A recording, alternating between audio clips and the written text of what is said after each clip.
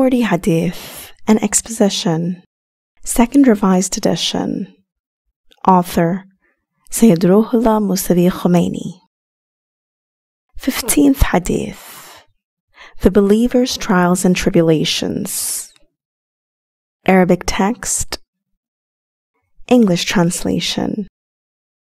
Muhammad ibn Yaqub al-Kunaini from Ali ibn Ibrahim from his father, from Ibn Mahbub, from Abu Abdullah alayhi salam, that he said, "Verily it is mentioned in the book of Ali that of all mankind the prophets undergo the severest of trials, and after them the awsiya, and after them the elect to the extent of their nobility.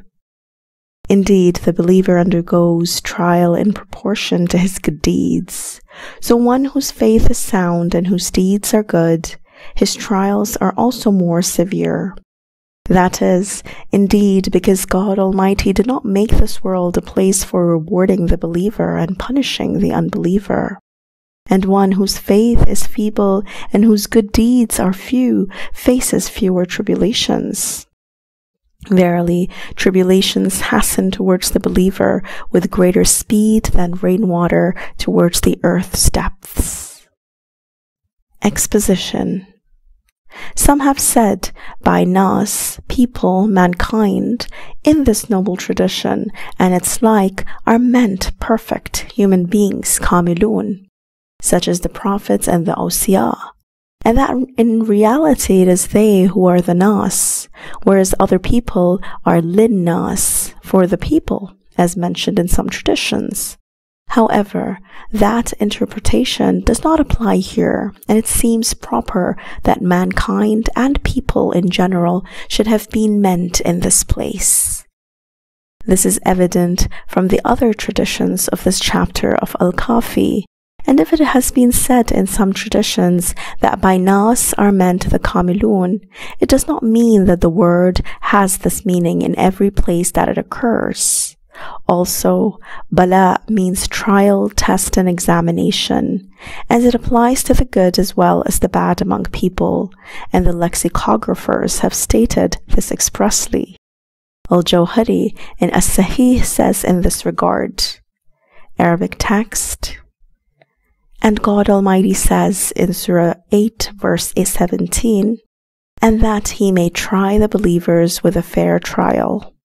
All that with which God, to whom belongs glory and majesty, tries his servants is bala and ibtila, whether it is one of the diseases and ailments or adversities like poverty, humiliation, and loss of worldly fortunes, or a thing of an opposite kind, such as acquisition of power and glory, wealth, riches, high status, honor, and the like.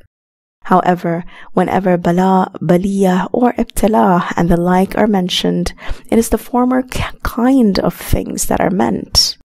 Amthal means nobler and better. Arabic text.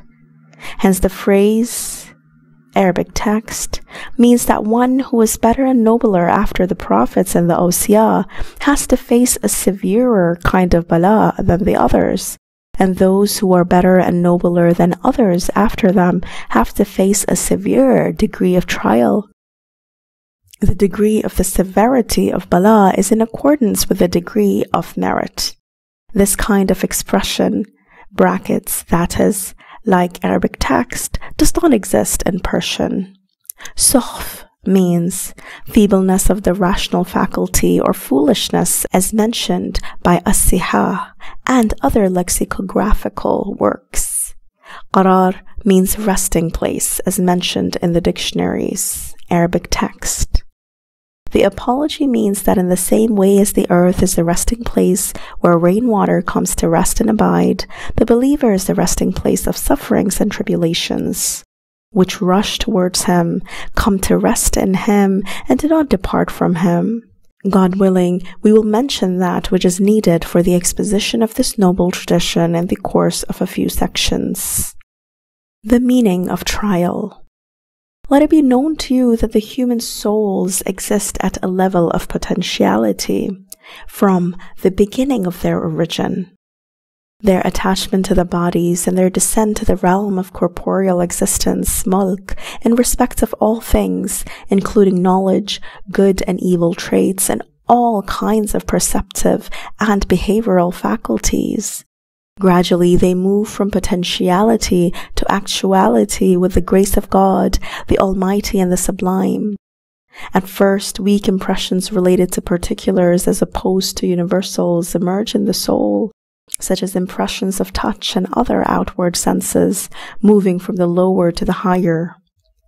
Following that, the inward perceptions also arise in it. However, all its faculties exist only at a level of potentiality, and they do not grow without proper stimulation.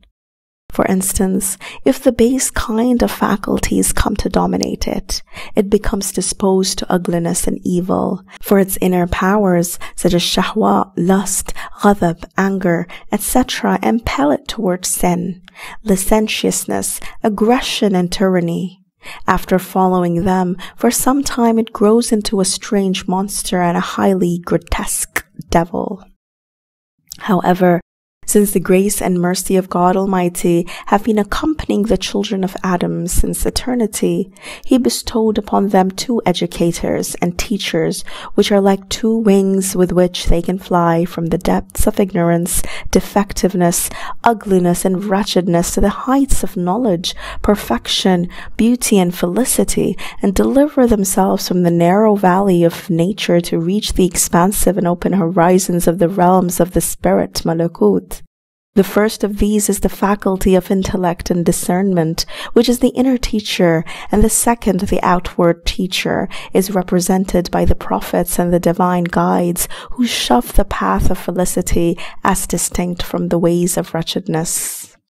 None of these two can singly achieve this end without the other, for the human intellect by itself can neither identify the paths of felicity and wretchedness, nor find the way to the hidden world and the realm of hereafterly existence. Similarly, the guidance of the prophets cannot be effective without the exercise of the discerning faculties of the intellect.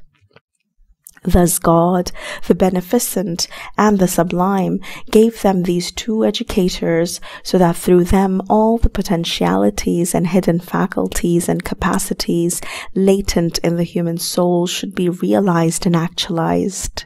God Almighty blessed them with these two great bounties in order to try and test human beings, for it is through these bounties that individual human beings are separated into the felicious and the wretched, the obedient and the rebellious, the perfect and the defective.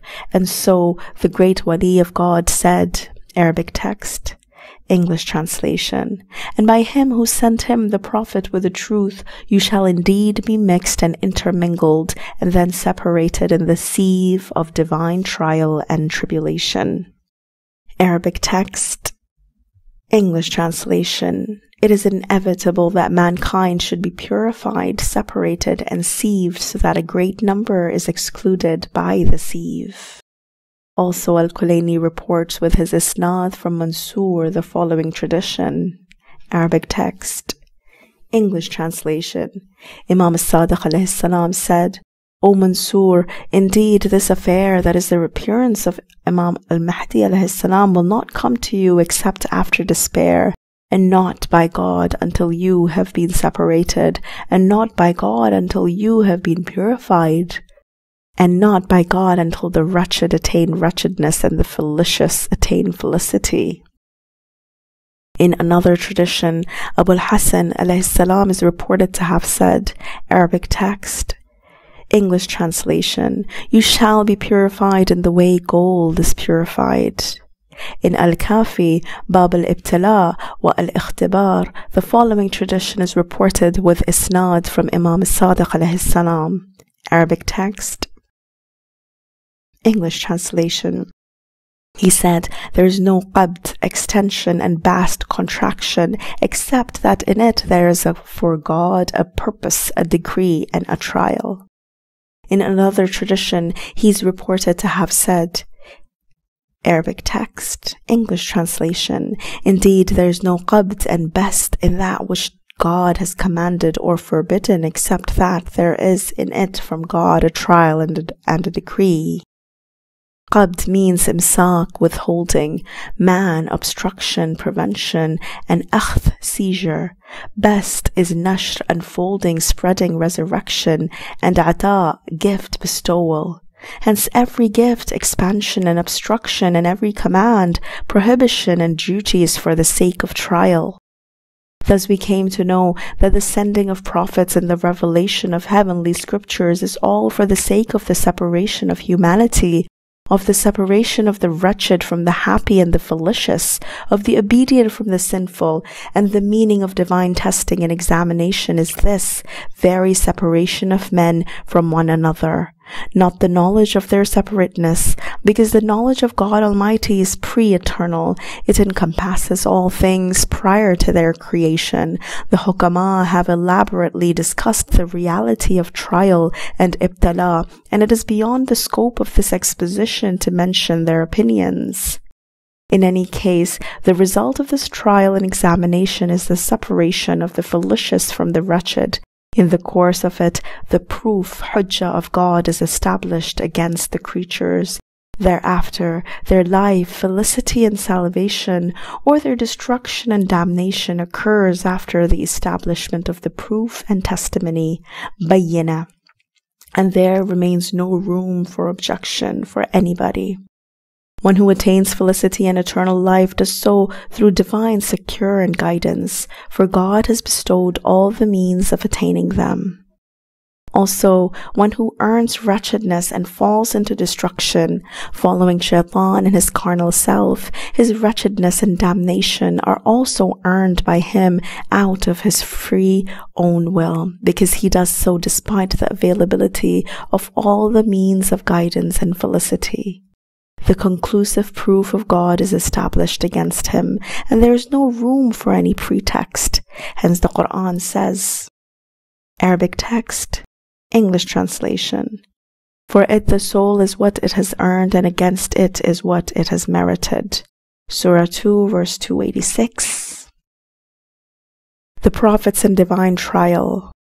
It was mentioned earlier that every act of the human being, or rather every event that occurs in the realm of the body and is related to the soul's perceptions, leaves a kind of impression in the self. This is true of both good and evil deeds, whose impression upon the soul is mentioned in traditions as the appearance of a white dot or a black dot respectively, as well as of pleasures and pains. For instance, every experience of pleasure, derived either from food, drink, copulation, or something else, leaves an impression upon the soul and creates or increases the love and attachment for that kind of pleasure in the soul. The more that one plunges into such pleasures and lusts, the greater becomes the self's love and attachment for this world and its reliance upon it. Thus the self is nourished with the love of the world and trained in accordance with it. The greater the sensual pleasures that it derives, the stronger becomes the roots of this love, and the more the available means of comfort and luxury, the sturdier becomes the tree of attachment to the world. And the more the soul's attention is directed towards the world, the greater is proportionately its negligence towards God and the world of the hereafter. Thus, when this reliance upon the world becomes complete, the soul assumes a worldly and materialistic form, and the absence of attention towards God Almighty and the realm of His munificence and bounty also becomes total and complete. It is about such a soul that the Quran says, Arabic text, English translation of Surah 7 verse 176, he inclined towards the earth and followed his lust.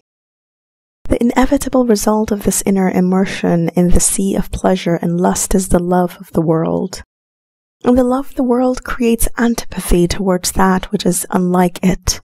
Attention towards the corporeal realm, the mulk, brings negligence towards the spiritual world, the malakut. On the contrary, if one has a bad and painful experience of something, the impression of that experience creates an antipathy in the soul. The stronger that impression is, the greater is that inward antipathy. For instance, if after moving to a city one has to face their numerous torments and ailments and undergo outer and inner adversities, he will inevitably abhor that place. The greater the number of adversities that he faces therein, the more will be his abhorrence for that place. If he knows a better place, he will migrate to it. And if he is unable to make the journey, his heart will migrate and go out to the city of his liking. Thus, if a man faces adversities, pain, and torments in this world, and is overtaken therein by waves of calamities and tribulations, he will inevitably come to resent it. His attachment to it will diminish, and he will come to distrust it. If he believed in another world, a vast world free of every kind of pain and grief, he will inevitably want to migrate to it, and if he were unable to make the journey physically, he will send his heart out to it. Moreover, it is evident that all the spiritual, moral, and behavioral evils arise from the love of the world and negligence of God Almighty and the hereafter. The love of the world is the source of all sins, in the same way as the love of God, the aspiration for the eternal abode of His bounty, the renunciation of the world and absence of reliance upon and trust in its adornments are the source of all spiritual cures and moral and behavioral reform. After these preliminaries, we come to know that whenever God Almighty has a greater consideration and love for someone, and when someone is the object of the mercy of His sacred essence to the greater extent, He restrains him from this world and its charms with the waves of calamity and tribulation, so that his soul turns away in disgust from the world and its adornments, and turns his face and his heart to the extent of his faith toward the world of the hereafter. If there weren't any other reason except this one for endurance of severe calamities, it would have been sufficient, and a noble tradition also points towards this matter. Arabic text. English translation. Imam al-Baqir alayhi salam said, "Verily God Almighty treats the believer with tribulations in the same way as a man treats his family with gifts after an absence upon a journey. And He restrains him from the world in the same way as the physician prescribes restraints for the sick man." The same thing is said in another hadith, and one should not imagine that God's love and the great care of His sacred essence for some people is, God be our refuge, extravagant and pointless. Rather, with every step that a faithful servant of God takes towards Him, God's grace turns towards him, and the Almighty moves closer to him. The similitude of the degrees of faith and the availability of the means of divine succor is that of a man moving with a lamp in darkness. With every step that he takes forward, some more of the path in front of him is illuminated, which allows him to take another step forward. With every step that a man takes forward on the path of the hereafter, that path appears clearer to him, and God's grace upon him increases, preparing the means of attention towards the world of divine proximity and of antipathy, towards the world of separation and distance. The pre-eternal grace of God Almighty upon the prophets and the awliya is on account of His pre-eternal knowledge of their obedience during their terms of duty.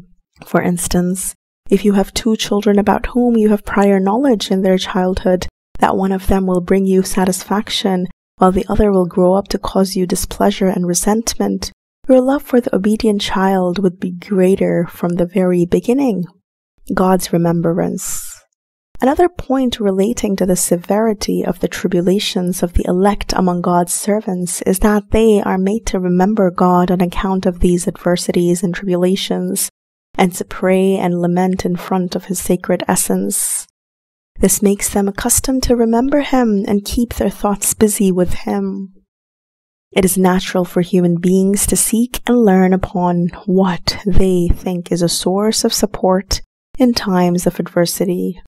In times of comfort and welfare, they forget and neglect it. And since the elect know no source of support other than God, their attention turns towards Him. They put their sole reliance in His sacred station, and God Almighty, also with the love that He has for them, prepares the means of that undivided attention and reliance. However, this, as well as the foregoing point, is not true of the prophets and the perfect awliya. For their station is too high in sanctity, and their heart too firm in faith for them to develop attachment for worldly things on account of such things as comfort and welfare, as for them to waver in their sole reliance upon God. This may be so because the prophets and the perfect awliya have, through their inward light and spiritual experience, ascertained that God Almighty has no regard for this world and its adornments, and that everything therein is base and lowly in the eyes of His sacred essence. And for this reason they have preferred poverty to wealth, tribulation to comfort and ease, and adversity to that which is unlike it. Several noble traditions also support this view. It is mentioned in the Hadith that Jibreel alayhi salam brought the key of the earth's treasures to the seal of the prophets and said to him that should he accept it, nothing would diminish from his hereafterly stations. But the Prophet ﷺ did not accept it for the sake of humility before God Almighty and chose poverty. In the noble Al-Kafi, Al-Khomeini, with a chain of transmitters reaching up to Imam Sadiq alayhi salam, reports the Imam alayhi salam as having said, Arabic text, English translation, indeed, God has so little regard for the unbeliever that should he ask of him the world and that which is in it, he would give that to him. And this is due to the worthlessness of the world in the eyes of the Almighty. It is mentioned in the Hadith that from the time that the Almighty created the corporeal world, He did not look at it with favor.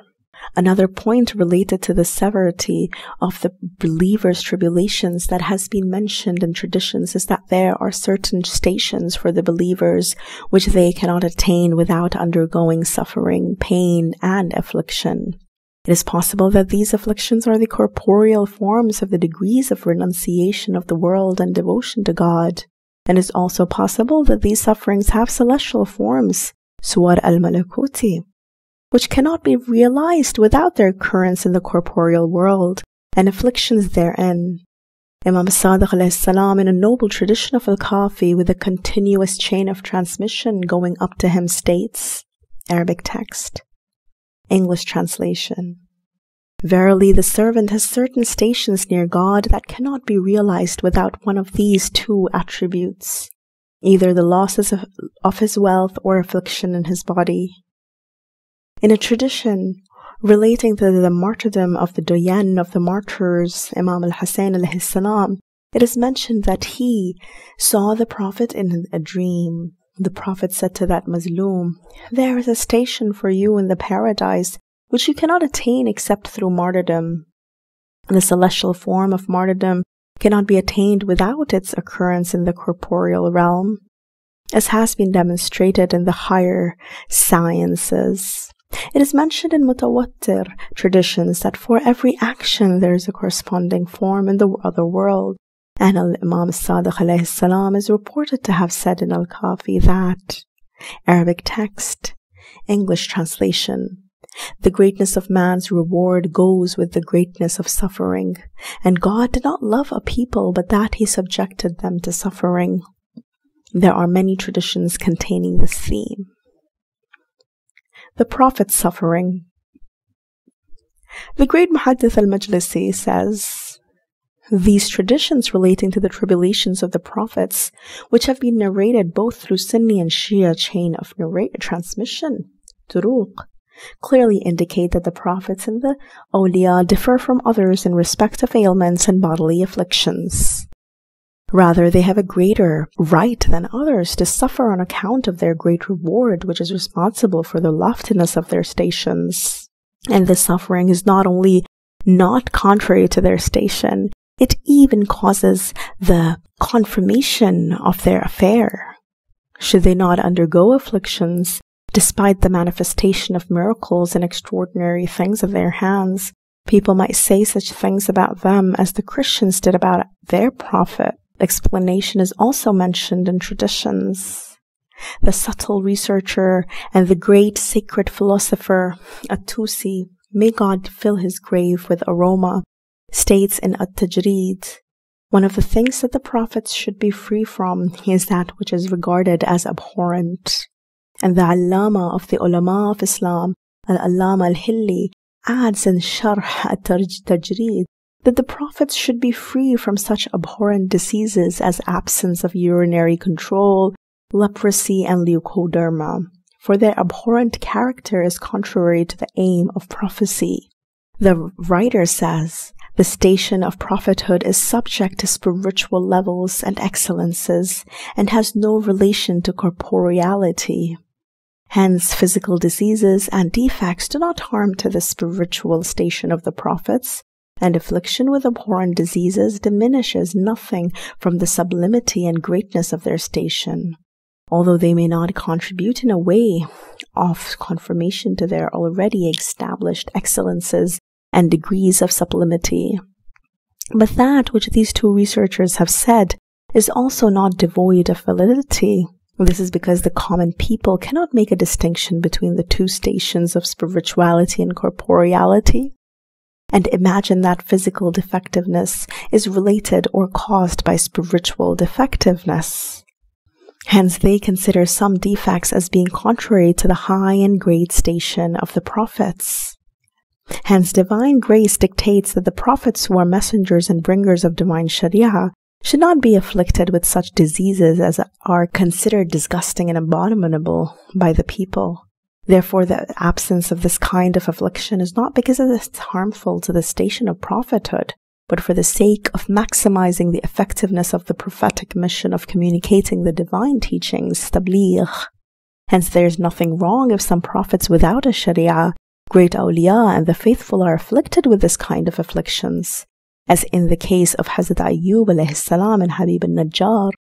There are many traditions concerning the affliction of Hazrat Ayyub alayhi salam, of which are the following two. Ali ibn Ibrahim in a long tradition narrates on the authority of Abu Basir that Imam as-Sadiq alayhi salam said, then his whole body except his intellect and his eyes was subjected to the disease. Then Iblis blew upon it and it became a single wound extending from his head to feet. He remained for a period in that condition, praising and thanking God until it became infested with worms. Whenever a worm fell off from his body, he would put it back, saying to it, return to your place from where God created you. And it began to stench until his townsfolk expelled him from his town, and his food came from the garbage thrown outside the town. Arabic text. English translation. In Al-Kafi, Al-Khomeini reports from Abu Basir that he asked Imam as-Sadiq alayhi salam about the verse, when thou recite the Quran, seek refuge in God from the accursed shaitan. He has no authority over those who believe and trust in their Lord. His authority is over those who take him for their guardian and ascribe associates to Allah. Surah 16, verse 98 to 100. The Imam said, O Abu Muhammad, by God, he gives authority to him, the shaitan, over the believer's body, but not over his faith, deen. He gave him shaitan the authority over Ayyub, and shaitan disfigured him physically, but he did not give authority to him over his faith. And he does give him authority over the faithful's bodies, but not over their faith. Arabic text. English translation. Najiyah says, I said to Abu Ja'far alayhi salam that Al-Mughira says that a believer is never afflicted with leprosy, leukoderma, and such other ailments. Is that true? The Imam replied, didn't he know that the Sahib Yasin, Habib al-Najjar, the man mentioned in Surah Yasin, was mutilated, mukanna? He, alayhi salam, closed his fingers and said, it is as if I see him go to his people in his mutilated state, takannu, to warn them and come back the next day when they killed him. Then he added, verily the believer suffers all kinds of afflictions and dies in all manners of dying, except suicide. Sahib Yasin is Habib al-Najjar and Takannu.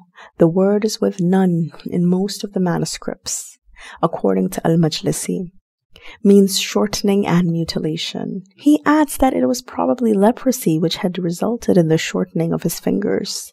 However, this, as well as many other hadith, indicate that the believers and prophets are sometimes afflicted with abominable diseases on account of some higher expediency, although there are some other traditions which negate the disfigurement of Hazrat Ayyub's body and its petrification, and not much benefit lies in discussing them further with a view to effecting a reconciliation. On the whole, these kind of diseases do not harm to the condition of believers and do not diminish anything from the station of the Prophet ﷺ. Rather, they lead to the elevation of their station, and God Almighty knows best the truth. The world is not a place of reward or punishment. Let it be known to you that this world, due to its defective, feeble, and weak nature, is neither the abode of the reward of God Almighty nor the place of His chastisement and punishment. This is so because the abode of divine munificence is a realm whose bounties are pure, unadulterated with torment, and its comforts are not mixed with pain and grief. Such bounties are not possible in this world, which is an abode where contradictories throng together, and each of those bounties is mixed with numerous kinds of pains, hardships, and torments. Rather, as the philosophers have said, pleasure in this world lies in avoiding pain. It may be said that even its pleasures cause pain, and every one of its pleasures is followed by pain and hardship. Rather, the very material of this world lacks the capacity to accept absolute goodness and unadulterated bounty. In the same way, its pains and hardships, torments and punishments are also mixed. Each of its pains and hardships carries within itself some goodness and bounty, and none of its afflictions and adversities is unmixed. The very material of this world lacks the capacity to accept pure, absolute punishment, whereas the abode of divine chastisement is a place where punishment is pure and absolute. Its pains and afflictions are not like those of this world, which, while they afflict one member of the body, are absent from the other members. While the healthy members are in comfort and ease, the afflicted members suffer pain and agony. The noble tradition partly refers to what we have stated here when it says, Arabic text, English translation, that is the reason that the believer is afflicted in this world with tribulation is that God Almighty has made it neither the place of His reward for the believer, nor the place of chastisement for the infidel. This world is the abode of duty and the farm of the hereafter. It is a place of trade and earning, whereas the hereafter is the abode of reward and punishment, of bounty and damnation. Those who expect that God Almighty would immediately get hold of one who commits some sin or indecency in this world, or perpetrates some injustice or aggression against someone, and cut his hand off and expunge him from the realm of existence, are unaware that their expectation is contrary to this world's order and opposed to God's wont and sunnah. Here is the place of trial and the zone of the separation of the wretched from the fallacious and the sinful from the obedient. Here is the realm of the manifestation of deeds, not the abode of the emergence of the results of personal deeds and qualities. If occasionally God Almighty does take hold of an oppressor, it may be said that it is due to the Almighty's mercy for that oppressor, for it stops him from sinning further. For when God Almighty leaves the sinful and the tyrants to themselves, His wrath takes the form of istidraj, the gradual seizing. Hence God Almighty declares, Arabic text, English translation, and those who cry lies to our signs, we will draw them on little by little, whence they know not, and I respite them. Assuredly my guile is firm. Surah 7, verse 182 to 183. And He also says, Arabic text, English translation, and let not the unbelievers suppose that the respite we grant them is better for them. We grant them respite only that they may increase in sin, and there awaits them a humiliating chastisement. Surah 3, verse 178. In Majma' al-Bayan, this tradition is cited from Imam Sadiq alayhi salam. Arabic text, English translation. The Imam alayhi salam has said, when a person commits a sin and the bounty that he had received is renewed for him, he leaves off asking for forgiveness, istighfar. And this is al-istidraj as mentioned in verse 182 of Surah 7. At the end of the noble tradition, the Imam alayhi salam says, Arabic text, English translation. And one whose faith is feeble and his intellect is weak, his tribulation is also slight. This shows that tribulations are both bodily and spiritual, for the persons of weak intellects and this feeble sensibility are insecure from spiritual tribulations and intellectual suffering in proportion to their intellectual weakness and their feebleness of their sensibility. On the contrary, those with more complete intellects and acuter sensibility have to undergo spiritual tribulations more intensely in proportion to the perfectness and acuteness of their intellect and sensibility. Perhaps it was for this reason that the Holy Messenger said, Arabic text, English translation, no prophet was tormented to the extent that I was.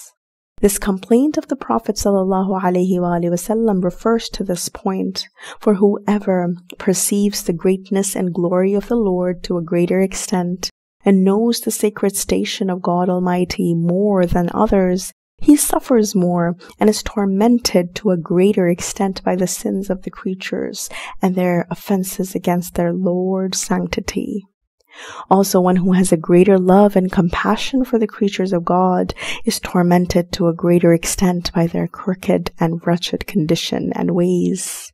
And of course, the seal of the Prophet ﷺ was more perfect in all these stations and higher than all of the prophets and the awliya in respect of his degree of excellence and perfection. Hence, his torment and suffering was greater than that of any one of them. There is also another explanation of the Holy Messenger's statement, whose mention is not appropriate for this place. Arabic text, English translation. And God knows best, and to Him belongs all the praise. Wallahu al-alimu wa lahul hamd. End of 15th Hadith. The believer's trials and tribulations.